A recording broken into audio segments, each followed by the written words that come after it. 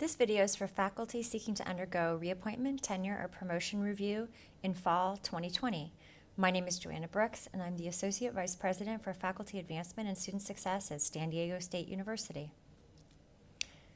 The campus offers a lot of resources and support for people who are going up for tenure and promotion.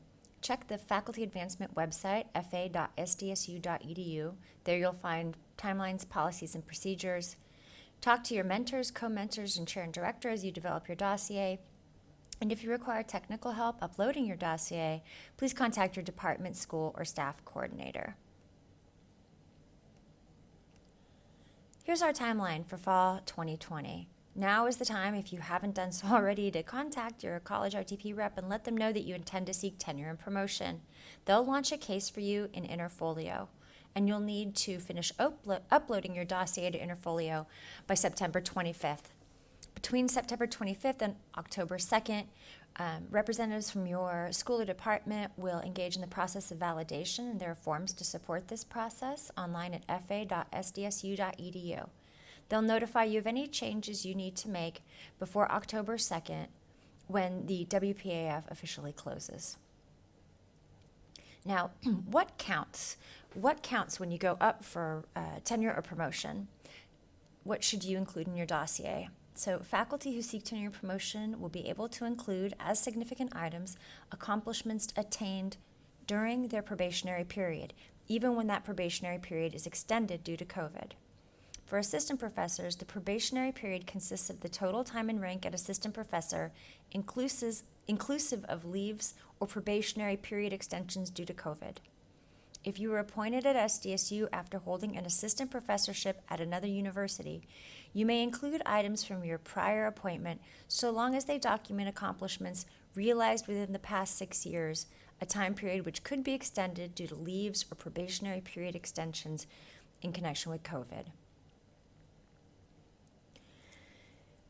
Faculty may elect not to submit their spring 2020 course evaluations in consideration of the impacts of COVID-19 on instruction. RTP forms and guidelines reflect this option. And if you do elect not to submit spring 2020 evaluations, please submit spring 2017 evaluations so that you can constitute the required 6 semesters of data. Putting together your dossier is a task deserving of your time and focus. It makes the case for your permanency or promotion at SDSU by demonstrating how you meet the criteria for tenure and promotion. Assistant professors should use evidence from their probationary period. Again, the probationary period consists of the total time and rank at assistant professor, inclusive of any probationary period extensions due to leaves or COVID. Associate professors must use evidence dating after your last promotion, i.e. to associate. Here's what goes in your dossier. There is a personnel data summary form, or PDS, that is the place you'll include your statements and your scores. You'll upload your CV. You'll upload up to 5 significant items in each criteria area. You'll upload teaching evaluations for the last 6 active semesters, and please take note of timing considerations if you choose not to upload evaluations from spring 2020. You'll also upload syllabi and major exams or assignments for the last 6 active semesters, peer teaching observations, which are recommended annually for junior faculty, past performance reviews, and external reviews if they're required or if you've opted into these. These typically arrive later in the process and are added via late add. Now, external reviews are a standard part of tenure and promotion evaluations at many universities. Right now at SDSU, only the College of Sciences currently requires them.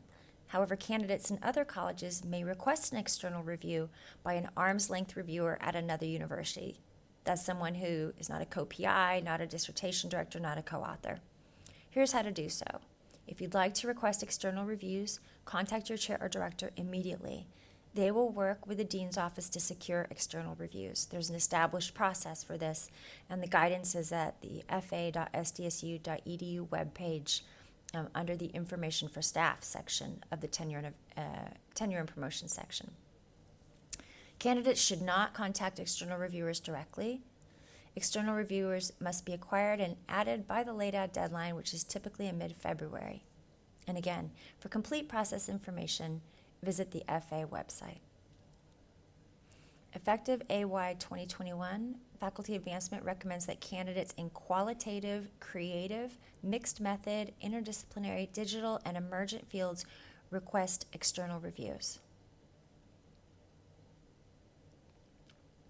Here is the prompt for writing your teaching effectiveness candidate statement.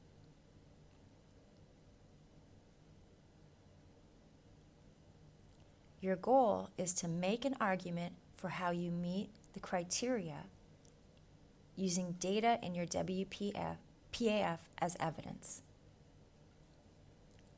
And here's a sample.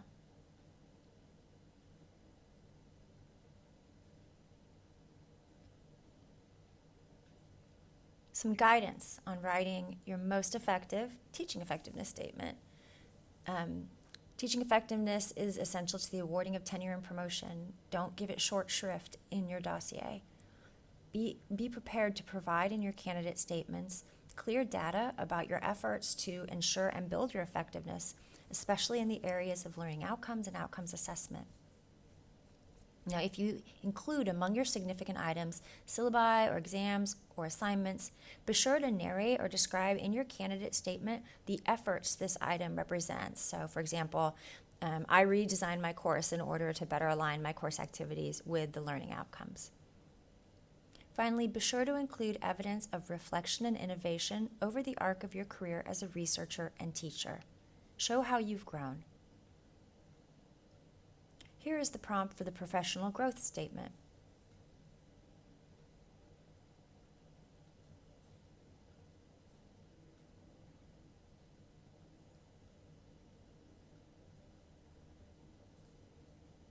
Again, your goal is to make an argument for how you meet the criteria for tenure and promotion using data in your WPAF as evidence. Here's a sample professional growth statement.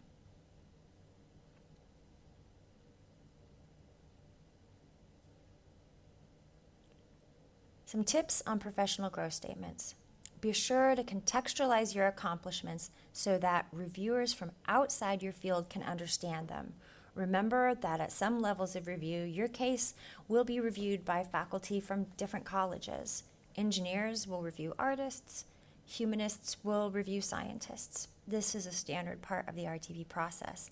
That's why it's important to provide as much information as possible on the venues in which you have published or presented your work and their significance. In some fields, acceptance rates, rankings, and impact factors matter. In others, they don't as much, and there are other metrics of value. Be explicit as to how impact is measured in your field. Do not assume that reviewers at the college and university levels will intuitively understand your discipline. And a final note, gaps in productivity are a normal part of academic careers. If your record reflects a gap, use your candidate statement to provide some context. What was happening? Were you redeveloping your methodology? Were you developing a new line of inquiry? Were you out on leave? Give your reviewers some guidance as to how to interpret gaps in your record. Finally, here's the prompt for the statement on service. And a note on service.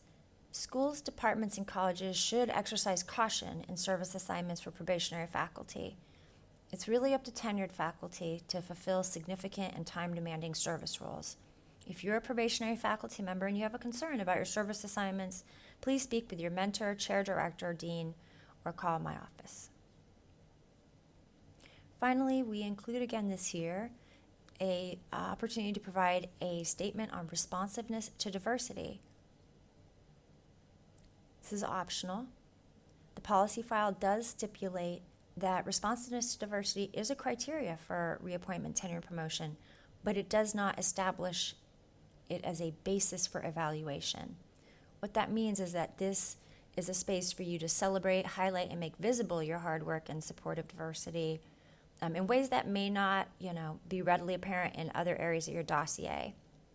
It can boost your case, but it will not be held against you if you do not provide this statement, or if your statement in this area doesn't reflect a lot of effort. Finally, some additional helps for candidates impacted by the PSFA building closure.